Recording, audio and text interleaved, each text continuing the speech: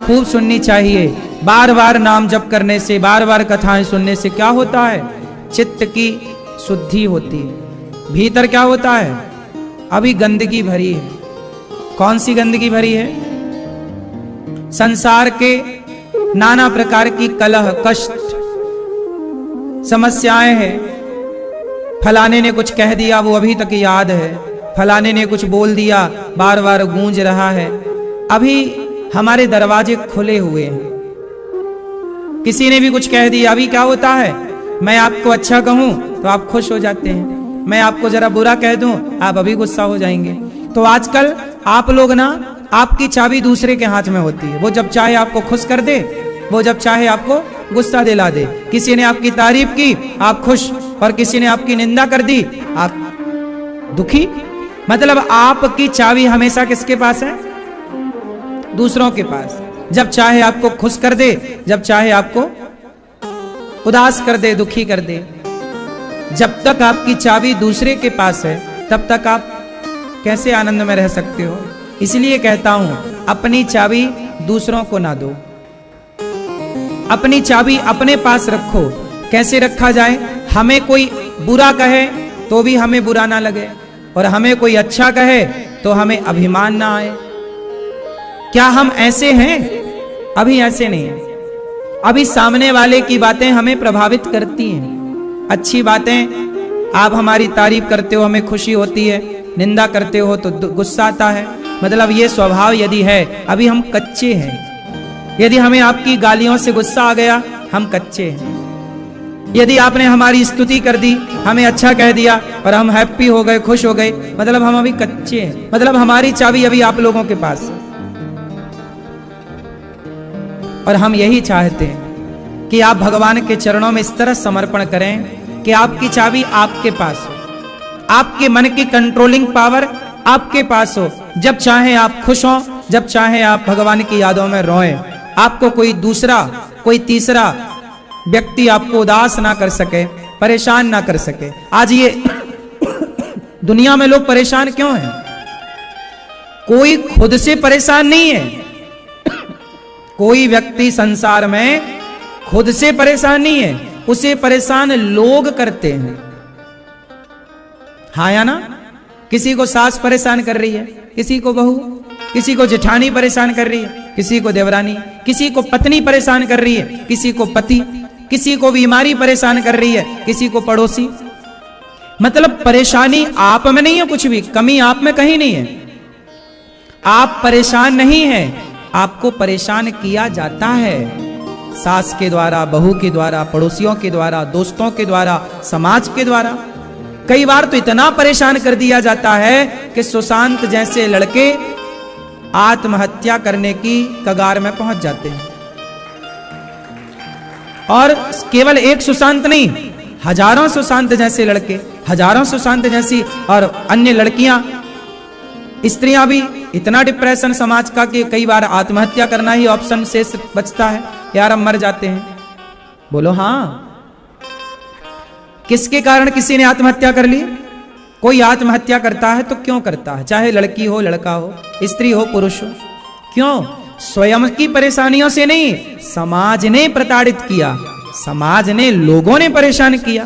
कह कह के आदमी क्या करे? आत्महत्या कर लेता है। मैं आपको यही तो कहता हूं कि दूसरों के पास यदि आपकी चाबी होगी तो आप आत्महत्या भी कर सकते हैं। इसलिए आप अपनी चाबी अपने पास लीजिए। और आपको कोई कितना भी बुरा कहे, कितना भी अच्छा कहे, सुनो, जब हवा चलती है ना, तूफान, तो आप दरवाजे घर के खोल के रखते हो कि बंद? हाँ, बंद।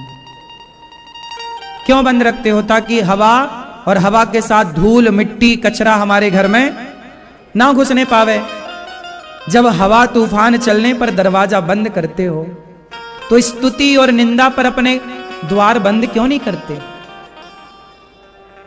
जब कोई आपको बुरा कहे तो आप अपने कानों को बंद क्यों नहीं करते? अपनी इंद्रियों को समेट कर बंद क्यों नहीं कर लेते? जब आप अपने आप को बंद कर लेंगे, अपने कानों को बंद कर लेंगे, द्वार को बंद कर लेंगे, तो फिर सामने वाला कितनी भी आपकी आलोचना करे, बुरा कहे, वो कहता रहेगा, लेकिन आपके कानों के भीतर जब पहुंचेगा ही नहीं तो प्रभाव नहीं पड़ेगा। प्रभाव तो तब पड़ता है ना जब आप दरवाजे खोल के रखते हैं, सुनते हैं। क्यों सुनना है भाई? आपको क्यों प्रभावित होना? वो ये बताओ, कांटा हमें चुभेगा बबूल का, तो हम कांटे को डांटेंगे क्या? कांटे का स्वभाव ही चुभना है। सामने वाला मुझे गाली दे रहा है तो मैं सामने वाले को नहीं रोक सकता, मैं अपने कानों को ही बंद करूं। मैं किस किस को बदलूंगा ये तो बताओ। जो व्यक्ति दूसरे को बदलता है वो व्यक्ति परेशान होता है, लेकिन जो व्यक्ति स्वयं को बदल लेता है ना, बहुत सुखी हो जाता है। और जिस दिन आप अपने को बदल लोगे तो समाज अपने आप को बदलने के लिए मजबूर हो जाएगा।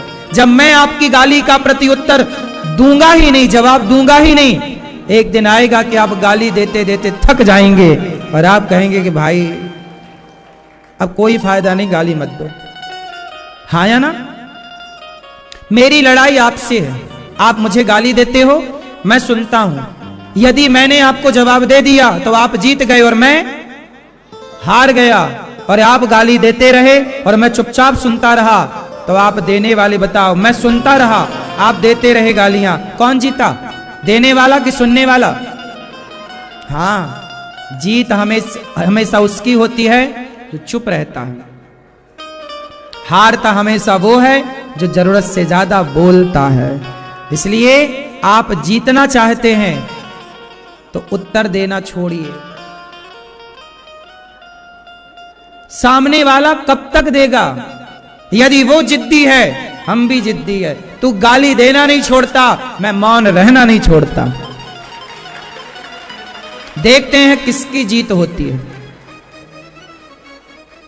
परिवर्तन की शुरुआत अपने से करो, बदलाव अपने में लाओ। बदलाव हम दूसरे में देखना चाहते हैं, लेकिन दूसरे में बदलाव कभी नजर नहीं आएगा जब तक हमारे में बदलाव नजर नहीं आएगा। बात सही है कि गलत है? इसलिए अपनी चाबी किसी को ना दीजिए। सास कहती है कहने दो, चुप रहो। जमाना बोलता है, आप द्वार बंद करिए अपने कानों को और अपनी वाणी भगवान के नाम में लगाओ, अपने कान भगवान की कथा में लगाओ और अपना मन सब जगह से निकाल कर भगवान श्री हरि के चरणों में, श्रीमन नारायण के चरणों में लगाओ। यही है लोक और परलोक में रहने की समझदारी, सार्थकता। इसी से आपका भला होगा, वरना तुम जितना दिमाग लगाओ, लगाते रहो। भगवान के चरणों में जब तक भक्त का समर्पण नहीं होता तब तक भला नहीं हो सकता, और गुरु ही समर्पण कराते हैं। एक अच्छे गुरु की जरूरत पड़ती है जीवन में। आजकल का समाज बिगड़ क्यों गया? अच्छे गुरु से दूर हो गया। एक अच्छे गुरु की तलाश खत्म हो गई। एक अच्छे गुरु के चरणों में समर्पण नहीं हुआ। हम किसी गुरु के हिसाब से चले नहीं, हमारा कोई मार्गदर्शक मिला नहीं। हमें कौन लोग मिल गए? जैसे अर्जुन, जैसे दुर्योधन को शकुनी जैसे लोग मिल गए, जैसे कैकेयी को मंथरा जैसे लोग मिल गए। आपके जीवन में अच्छे गुरु तो आ नहीं पाए। यदि कोई शकुनी जैसे लोग आ गए, मंथरा जैसे लोग आ गए, तो आपके जीवन का विनाश हो जाएगा। विकास और विनाश जीवन में, यदि आप अच्छे गुरु की शरण में गए, अच्छे राह पर चले, तो जीवन का विकास होता है। जैसे अर्जुन का विकास हुआ, शबरी का गुरु के पास गई माता शबरी, और गुरु के द्वार पर झाड़ू लगाने लग गई शबरी माता। लकड़ियां जंगल की समेट कर गुरु के द्वार पर गट्ठा बांध कर रखना सीख लिया। जब गुरु की सेवा की तो शबरी का भटकाव मिट गया, और एक गुरु के समर्पण से स्वयं राम उनके द्वार पर चलकर आ गए। ये है समर्पण।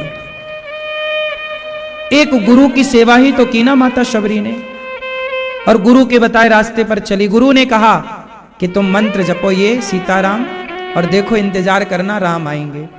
आए कि नहीं? एक समर्पण चाहिए।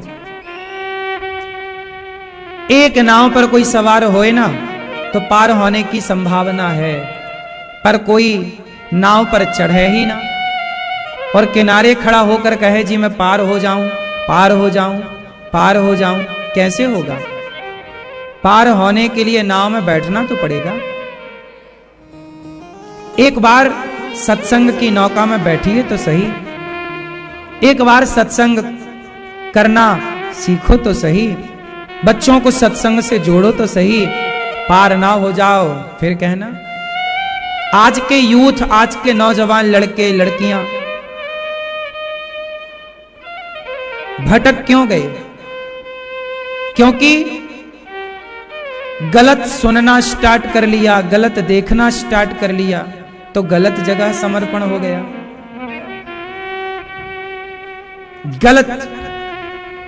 गलत जगह समर्पण हो जाने से परिणाम क्या हुआ? आप गलत हो गए। इसलिए कहता हूं कि समाज, लोग कुछ भी कहें, कहने दो। जीवन में आनंदित होना चाहते हैं तो दरवाजा बंद करना सीखिए। कानों के दरवाजे बंद करो, आंखों के दरवाजे बंद करो। आंखों से सब कुछ ना देखो, कानों से सब कुछ ना सुनो, वाणी से सब कुछ ना बोलो। 3 चीजों पर कंट्रोल करो, देखने पर, सुनने पर और बोलने पर। हाँ या ना? माता कैकेयी ने गलत सुन लिया, मंथरा के विचारों को सुन लिया, परिणाम देख लो। भीष्म पितामह ने द्रौपदी के कपड़े उतरते केवल देख लिए, परिणाम देख लो बाणों की सैया। देखा था ना पितामह ने? देखा था तो बोला क्यों नहीं? देखा था तो रोका क्यों नहीं? मतलब बुरा करना तो बुरा है, बुरा देखना भी बुरा है। आपने देखा क्यों जब सामर्थ्य थी रोकने की? तो देखने से भी बचो, कुछ भी ना देखो। आजकल लोग कुछ भी देखते हैं, बाद में रोते हैं हम बड़े दुखी हैं। इसलिए कहता हूं कि आज लक्ष्मी माता इसलिए रो रही है कि सारा संसार समर्पण कर रहा है कहां? गलत जगह। यदि आपका समर्पण भगवान में हो जाए तो आपका यह लोक परलोक दोनों सुखमय बीतेगा। आने की सार्थकता समझ ही नहीं आ रही है आजकल के लोगों को, भटका चला जा रहा है प्राणी। भीष्म पितामह ने कानों से द्रौपदी की पुकार सुनी, कहा द्रौपदी ने बचाओ, पितामह ने नहीं बचाया। आंखों से देखा, कानों से सुना और वाणी को चुप रखा। जहां बोलना चाहिए ना वहां जरूर बोलना चाहिए। भीष्म पितामह को बोलना था ना कि द्रौपदी तू चिंता मत कर, मैं हूं। जाना था ना पांव से चलकर, दुशासन को 2 थप्पड़ मारना था ना? नहीं, ना बोल पाए सही जगह, ना आंखों पे दरवाजे लगा पाए अर्थात आंखें बंद कर पाए, ना तो कान पर कंट्रोल, भोगना पड़ा पितामह को। इसलिए कहता हूं कि जो महाभारत में घटनाएं घटी हैं वो सब हमारे लिए हैं, सीख है हमारे लिए। इतिहास, जो इतिहास सिखाता है ना साहब, वो कोई नहीं सिखाता। इतिहास के पन्नों से सीखो। जो बीत गया है, बीते हुए कल से बहुत कुछ सबक मिल सकती है। हाँ या ना? नहीं? झांसी की रानी के बारे में क्यों जानना चाहिए? महाराणा प्रताप का समय तो बीत गया, पर क्यों समझना चाहिए, क्यों जानना चाहिए? राम को, कृष्ण को क्यों जानना चाहिए? बुद्ध को, महावीर को क्यों जानना चाहिए? क्योंकि बीता हुआ कल यदि हम जानते हैं तो हम बीते हुए कल की गलतियों से आज की गलतियों को रोक सकते हैं। रावण ने जो गलती की वो गलती हम ना करें, वरना परिणाम वही होगा जो रावण का हुआ। पराई स्त्री के चक्कर में फंसा। तो ये सबक है, आजकल लोग नहीं समझते। लड़कियों को, स्त्रियों को छेड़ते, परेशान करते, बाद में पकड़े जाते तो फांसी होती है और जेल होता है और समाज में बदनामी। तो इतिहास से आपने सीखा क्यों नहीं? रावण इतना उदाहरण है, हर साल ना पुतला जलता है रावण का।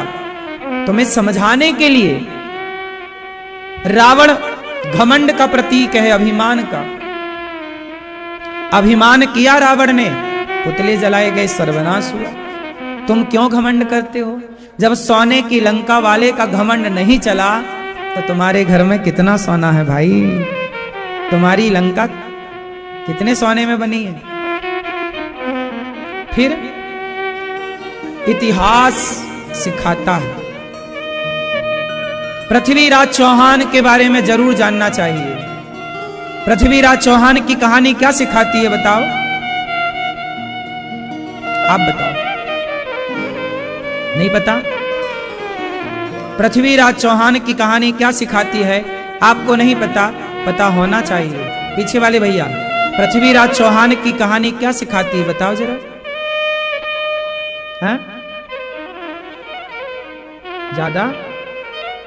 हाँ, मोहम्मद गौरी को पृथ्वीराज ने कई बार हराया और छोड़ देते थे। जरूरत से अति सर्वत्र वर्जयेत, दया की भी अति ना हो। जरूरत से ज्यादा दयावान ना बनो। तुमने दुश्मन को छोड़ा है, चलो एक बार छोड़ा, दो बार छोड़ा, चलो 3 बार छोड़ा, पर अब तुम अति कर रहे हो पृथ्वीराज। तुमने अति की और छोड़ते चले गए। लगभग 16-17 बार छोड़े, उसने एक बार पकड़ा, एक बार भी नहीं छोड़ा और तुम्हारी आंखें फोड़ दी। तुम्हारी पत्नी को जौहर करना पड़ा। इस दया का क्या फायदा कि तुम्हारी पत्नी को आग में जलना पड़ा? तुम्हारी दया के कारण तुम्हारा खजाना लुट गया, तुम्हारा देश गलत व्यक्ति के हाथ में चला गया। ऐसी दया क्यों? भगवान श्री कृष्ण से क्यों नहीं सीखा पृथ्वीराज जी ने कि भगवान ने दुर्योधन पर दया नहीं की? एक अर्जुन बाण उठा, कर्ण को मार, कर्ण पर दया नहीं की। कर्ण तो इतने बड़े भक्त थे। ये दया का पात्र नहीं है। भरी सभा में द्रौपदी की लाज लूटने वाले लोग हैं ये, नारी के कपड़े उतारने वाले लोग हैं ये। दया ज्यादा नहीं साहब, दया की भी कहीं अति ना हो जाए। दया किस पर करें? दया का पात्र कोई हो तो करें। मोहम्मद गौरी जैसे आतंकवादियों पर दया क्यों की पृथ्वीराज ने? और की तो समाज को मैसेज में लाए, दुनिया वालों तुम ना करना ये गलती। ये इतिहास से तुम ना सीखे तो तुम्हारे जैसा मूर्ख कौन है फिर? दया करना धर्म है, दया धर्म का मूल है। हमारे शास्त्र कहते हैं दया धर्म का मूल है। दया करो, पर किस पर करो? किस पर करो? आतंकवादियों पर? जो दया का पात्र है उस पर करो साहब। मोहम्मद गौरी जैसे लोग दया के पात्र बोलो नहीं थे। दुर्योधन दया का पात्र नहीं है। दया का पात्र होता तो भगवान क्षमा कर देते। गए थे समझाने पांडवों को, ए भैया पांडवों को 5 गांव दे दो। दुर्योधन के पास गए थे भगवान, तो गए थे ना पांडवों के पक्ष से, शांति का प्रस्ताव लेकर गए। दुर्योधन 5 गांव दे दे, कहां माना? भरी सभा में बड़ा मजा आ रहा, कपड़े उतार दो द्रौपदी के, लाओ मेरी जंघा पर बिठाओ। तुम दूसरे की पत्नी के कपड़े उतार के अपनी गोद में बिठाओ, ये धर्म है क्या? अब बताओ, तुम जैसे लोग दया के पात्र हो, इसलिए भगवान ने दया नहीं की। वरना भगवान से बड़ा दयावान कौन? पूतना जहर पिलाने आई, पूतना भगवान कृष्ण को जहर पिलाने आई, पर जहर पिलाने वाली पूतना पर भी भगवान ने दया की और भगवान ने उसे वह गति दी जो बड़े बड़े साधु संतों को मिलती है, परम गति दे दी। दया की, जो दया का पात्र है। दया तो दुर्योधन पर भी हुई, मरने के बाद उसे भी नरक नहीं भेजा, उसका भी वैकुंठ में स्वागत हुआ, स्वर्ग में स्वागत हुआ। लेकिन दया जहां नहीं करनी वहां मत करो। इतिहास पृथ्वीराज की गलतियां हमें नहीं दोहरानी, आपको नहीं दोहरानी। सही है? ऐसी क्या दया कि तुम्हारी पत्नी को जिंदा जलना पड़े? क्यों जी? सही है? तो ये गलतियां हमें क्या सिखा रही हैं? सीख दे रही हैं। हमारा देश गुलाम हुआ, ये भी एक शिक्षा है, सीख लो ना। बताओ हमारा भारत गुलाम क्यों हुआ? आप बताओ। हाँ हाँ, आप बताओ भैया, बताओ। इतिहास से आप लोग कुछ नहीं सीखते, कुछ सीखना नहीं चाहते। देश गुलाम इसलिए हुआ क्योंकि हम भारत के लोग जातियों में बट गए। किस में बट गए? ब्राह्मण अलग, क्षत्रिय अलग, वैश्य अलग, शूद्र अलग। जब 4 उंगलियां हैं ना, तो एक तो कोई भी पकड़ के मरोड़ सकता है, कोई भी मरोड़ दे, कोई भी तोड़ दे। पर ये जब 4 उंगलियां अंगुष्ठा के साथ जब ये संगठित होती है ना, तो एक किसी को पड़ जाए तो दांत टूट जाए। हाँ, हम लोग अभी तक कैसे रहे? ऐसे। हमारे देश की पार्टियों के चुनाव चिन्ह ही ये रहे। ये कहना ये चाहते हैं कि भाई फूट डालो, शासन करो, यही तो है। तुम्हें संगठित होने नहीं दिया। तुम संगठित होते तो आज देश इतने लंबे समय तक गुलाम ना होता। ब्राह्मण, क्षत्रिय, वैश्य और शूद्र, बोलो, ब्राह्मण, क्षत्रिय, वैश्य और, यदि ये चारों संगठित होते, जातियां व्यवस्था के रूप में स्वीकार हैं, यदि हम आपस में ना लड़े होते, तो बताओ हम इतने लंबे टाइम तक गुलाम होते? उत्तर दो, बोलो। संगठन की जरूरत है या नहीं? हम संगठित हो जाते तो कितना अच्छा हो जाता। ब्राह्मण, क्षत्रिय, वैश्य, शूद्र, तुम चारों भाई हो, गले मिलकर रहने वाले हो, एक साथ रहने वाले हो। हमारे यहां बेटी का विवाह होता है, तो बताओ बेटी के विवाह में ब्राह्मण की जरूरत पड़ती है कि नहीं? बोलो हाँ। क्षत्रिय का प्रतीक दुल्हा के पास कटार होती है कि नहीं? कटार क्षत्रिय का प्रतिनिधित्व कर रही है।